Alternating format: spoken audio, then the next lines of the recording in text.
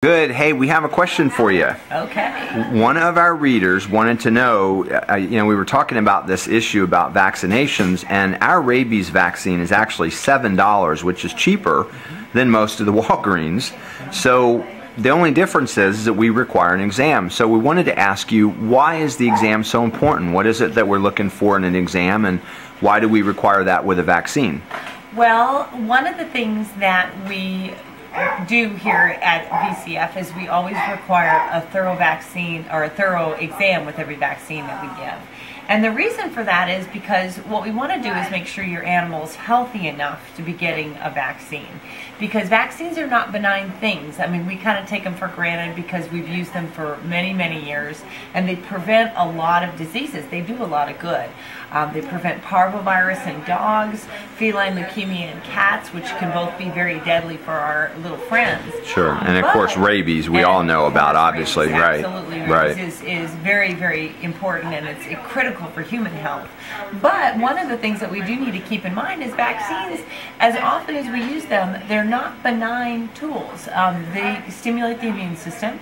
And if an animal already has an underlying illness, they can actually make your pet even more ill if they get vaccinated while they're sick. So we want to make sure that they're healthy enough to receive the vaccine. Okay. And in the case of rabies, it's actually federally mandated. They have to have a thorough exam. So the law requires that too. Okay. Yeah, before they get the rabies. And now of course I've seen a lot of exams, and I know you talk about from head to toe, but tell me, when you go from head to toe and you do an exam, what is it that you find? What do you look for? What are some of the problems that you can identify from just a physical exam? Well, we actually did a little video clip on here with Jessie, our little black and white dog, to show the different steps that we go through with a thorough exam. But basically what I'm looking for is making sure that there isn't anything that's going to catch my attention and make me think, something's wrong here. If I pull the skin up and I look for hydration and we're slightly dehydrated, that's a clue. If I look in the mouth and I see sores, that can be a clue. Okay. If I look at the color of the skin, it looks a little yellow to me.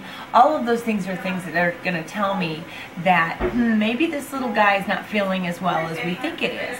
Remember, cats and dogs can't talk. They can't tell us if they're not feeling well. Right. So one of the ways that we do that, one of the ways that we figure out what they're trying to say as far as their health goes, is by doing a real thorough look-see before we vaccinate them with anything. Okay. Hey, listen, Dr. Katie, we appreciate it. Obviously, you got something going here, so we'll leave you alone. Thank you for your time. You have a good day.